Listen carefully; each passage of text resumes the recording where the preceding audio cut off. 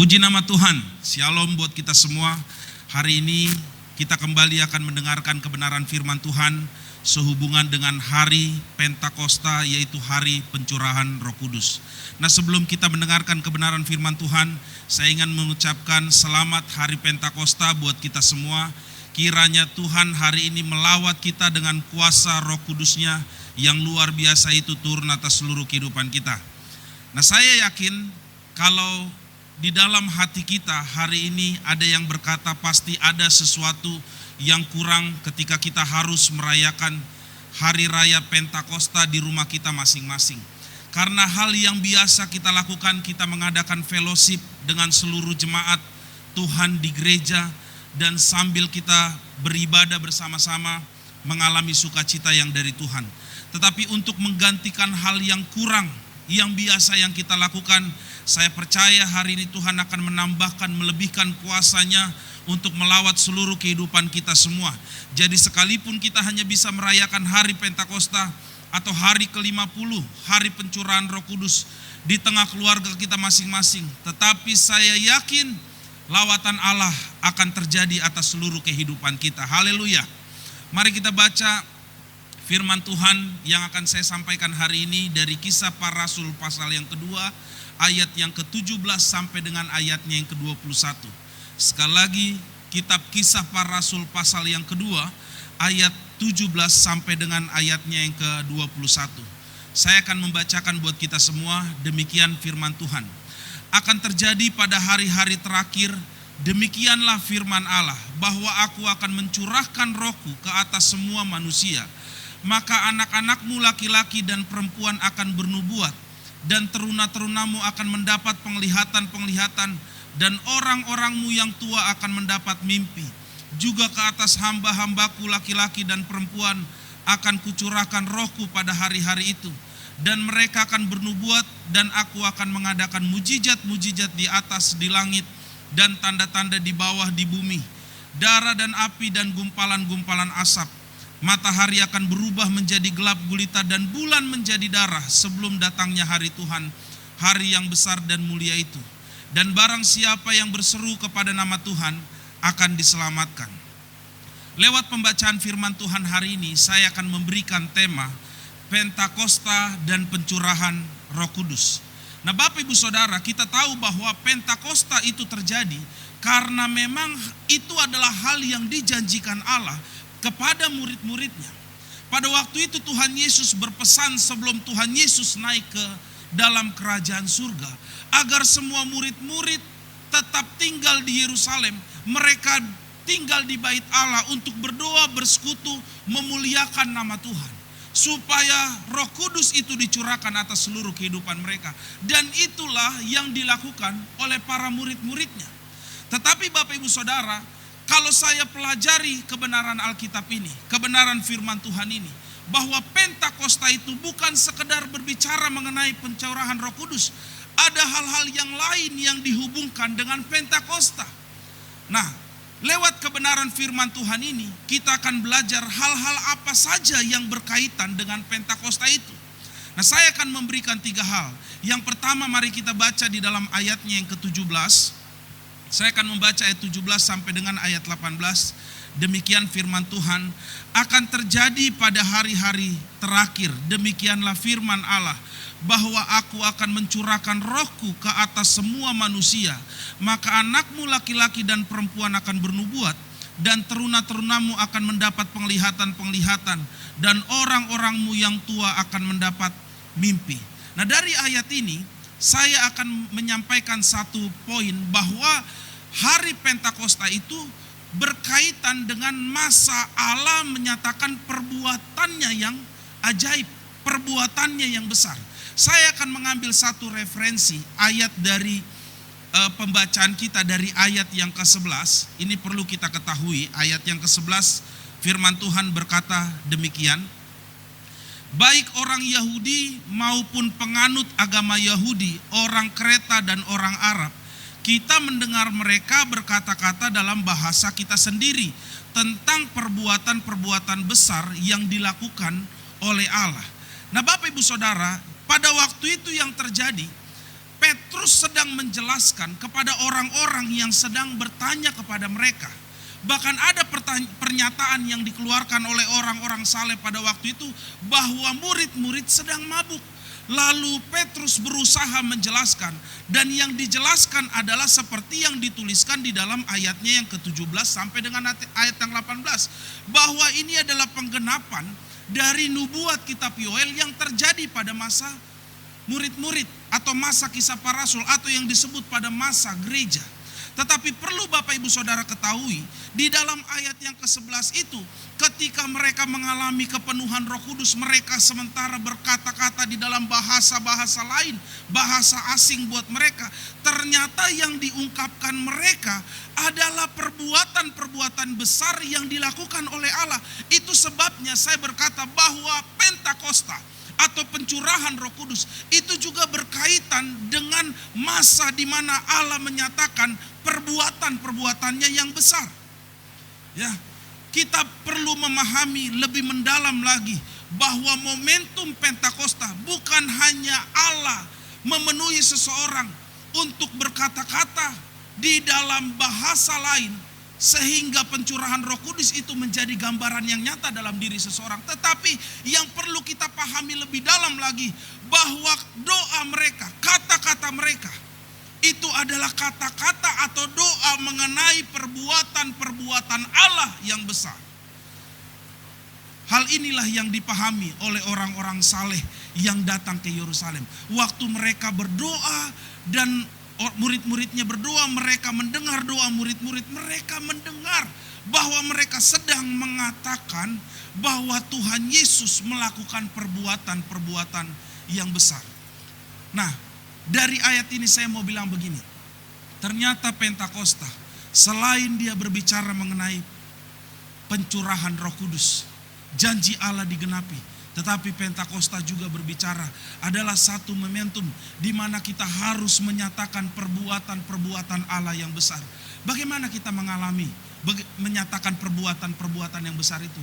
Pasti itu kita sampaikan perbuatan-perbuatan Allah yang dahsyat itu lewat pengalaman saudara, lewat setiap hal-hal yang terjadi dalam kehidupan saudara. Bagaimana Allah menolong saudara, bagaimana Allah memimpin seluruh kehidupan saudara, bagaimana Allah memberkati kehidupan saudara. Saudara bahasakan itu sebagai perbuatan-perbuatan besar yang perlu orang lain dengarkan. Makanya di bagian yang berikutnya ada pesan bagi kita bahwa kita perlu menjadi saksi. Nah, Bapak Ibu Saudara, poin yang kedua yang saya mau sampaikan buat kita semua, hal-hal yang berkaitan dengan Pentakosta lainnya adalah hal yang seperti apa? Saya akan membaca kembali di dalam ayatnya yang ke-16 sampai dengan ayatnya yang ke-18 buat kita semua. Demikian firman Tuhan, ayat yang ke-16 sampai dengan ayatnya yang ke-18. Orang-orang ini tidak mabuk seperti yang kamu sangka, karena hari baru pukul 9. Tetapi itulah yang difirmankan Allah dengan perantaraan Nabi Yoel akan terjadi pada hari-hari terakhir. Demikianlah firman Tuhan, firman Allah, bahwa aku akan mencurahkan rohku ke atas semua manusia. Maka anak-anakmu laki-laki dan perempuan akan bernubuat, dan teruna-terunamu akan mendapat penglihatan-penglihatan, dan orang-orangmu yang tua akan mendapat mimpi. Yang kedua ini yang saya mau bagikan buat kita semua, hal-hal yang berkaitan dengan Pentakosta selain dari pencurahan Roh Kudus itu adalah apa? Pentakosta adalah dimulainya penggenapan janji Allah untuk mencurahkan rohnya di hari-hari terakhir. Nah, Bapak Ibu Saudara, saya akan membacakan dulu ayat 4, sekali lagi Kisah Para Rasul 2 ayatnya yang keempat. Saya akan membacakan buat kita semua. Maka penuhlah mereka dengan Roh Kudus, lalu mereka mulai berkata-kata dalam bahasa-bahasa lain seperti yang diberikan oleh Roh itu kepada mereka untuk mengatakannya. Nah, dalam khotbahnya Petrus menegaskan bahwa apa yang terjadi atas mereka adalah penggenapan janji Allah. Sekali lagi saya tegaskan bahwa apa yang terjadi pada mereka adalah penggenapan janji Allah untuk mencurahkan rohnya berdasarkan nubuat Yoel, ya, pasal kedua ayat 28 sampai dengan ayat 32. Itu artinya nubuat di Alkitab Yoel digenapi di masa Kisah Para Rasul. Tetapi perlu kita ingat bahwa kita hidup juga di hari-hari terakhir, akhir zaman. Ya, akhir zaman ini dipahami oleh banyak teologi, ahli-ahli teolog, ya, teolog. Itu akhir zaman itu dimulai dari mulai Yesus naik ke surga sampai Yesus akan datang yang kedua kalinya. Itu masa yang disebut akhir zaman. Jadi saudara perlu pahami dulu, akhir zaman itu adalah masa di mana Yesus naik ke surga. Sejak Yesus naik ke surga sampai Tuhan Yesus akan datang yang kedua kalinya. Nah, untuk itu saudara juga harus memahami bahwa ternyata kita adalah bagian orang yang hidup di hari-hari terakhir itu. Untuk itu perlu bagi kita untuk lebih sungguh meminta Roh Kudus itu turun atas seluruh kehidupan kita. Karena kita adalah orang-orang yang mengisi waktu yang disebut hari-hari terakhir. Jadi perlu saudara ketahui bahwa kita adalah orang-orang percaya yang hidup mengisi waktu di hari-hari terakhir dunia ini. Dan kita jugalah yang mewarisi firman Tuhan ini, bahwa Allah akan mencurahkan Roh Kudusnya di hari-hari yang terakhir, termasuk kepada Bapak Ibu Saudara dan saya, orang-orang tua, anak-anak muda, bahkan teruna-teruna. Itu yang Tuhan akan berikan bagi kita semua, ya. Kelompok-kelompok orang yang akan mengalaminya. Dan saya percaya kita semua jemaat Tuhan yang ada di tempat ini, kita juga akan mewakili janji itu yang Tuhan berikan atas seluruh murid-muridnya. Kita akan mewarisi janji itu juga, bahwa kita adalah orang-orang yang akan menerima janji pencurahan Roh Kudus. Untuk itu sekali lagi saya akan memberikan pemahaman buat kita. Pencurahan atau Pentakosta atau pencurahan Roh Kudus itu juga berbicara mengenai penggenapan janji Allah untuk mencurahkan rohnya bagi kita semua yang hidup di hari-hari yang terakhir ini. Nah, poin yang ketiga yang saya mau sampaikan buat kita semua, hal-hal apa yang berkaitan dengan Pentakosta dan pencurahan Roh Kudus. Saya akan membacakan buat kita semua di dalam ayatnya yang ke-19 sampai dengan ayatnya yang ke-21. Ayat 19 sampai dengan ayatnya yang ke-21 saya akan membaca buat kita semua. Dan aku akan mengadakan mujizat-mujizat di atas, di langit, dan tanda-tanda di bawah di bumi, darah dan api dan gumpalan asap. Matahari akan berubah menjadi gelap gulita dan bulan menjadi darah sebelum datangnya hari Tuhan, hari yang besar dan mulia itu. Dan barang siapa yang berseru kepada nama Tuhan akan diselamatkan. Nah, Bapak Ibu Saudara, yang ketiga yang saya mau bagikan buat kita semua, hal-hal apa yang berkaitan dengan hari Pentakosta, ya, hari pencurahan Roh Kudus, yaitu hari-hari terakhir yang penuh dengan tantangan-tantangan yang mempertaruhkan keselamatan. Ini berkaitan juga dengan Pentakosta, karena lawatan Tuhan pencurahan Roh Kudus yang terakhir itu berkaitan juga dengan tantangan-tantangan yang akan terjadi di akhir zaman. Dan saya mau bilang, tantangan-tantangan ini benar-benar mempertaruhkan keselamatan kita. Tetapi sebagai orang percaya, saya percaya kita semua tidak akan pernah kehilangan keselamatan kita, karena kita adalah orang yang bersungguh-sungguh di dalam Tuhan. Nah, Bapak Ibu Saudara, kita perlu ingat bahwa hari-hari terakhir di mana pencurahan Roh Kudus terjadi adalah waktu yang sama terjadi goncangan-goncangan yang dahsyat yang disebutkan di dalam ayat yang ke-19 dan ayat yang 20. Ayat 19 berkata demikian, dan aku akan mengadakan mujizat-mujizat di atas di langit dan tanda-tanda di bawah di bumi, darah dan api dan gumpalan-gumpalan asap. Matahari akan berubah menjadi gelap gulita dan bumi menjadi darah sebelum datangnya hari Tuhan, hari yang besar dan mulia itu. Nah, Bapak Ibu Saudara, kedua ayat ini itu berbicara tentang goncangan yang akan terjadi. Makanya saya mengambil sebuah ayat referensi di dalam Ibrani pasal yang ke-12 ayatnya yang ke-27. Firman Tuhan berkata demikian, ungkapan satu kali lagi menunjuk kepada perubahan pada apa yang dapat digoncangkan, karena ia dijadikan supaya tinggal tetap apa yang tidak tergoncangkan. Nah, Bapak Ibu Saudara, sebenarnya kitab Ibrani ini seperti menegaskan ayat di dalam Kisah Para Rasul ini mengenai pekerjaan Allah yang akan menggoncang dunia ini. Dan masa yang terakhir ini itulah yang akan terjadi di dalam kehidupan manusia di akhir zaman ini. Tetapi ayat Alkitab ini, kita ada di dalam kerajaan yang tidak tergoncangkan. Artinya seharusnya ayat mengenai goncangan ini tidak berlaku kepada kita.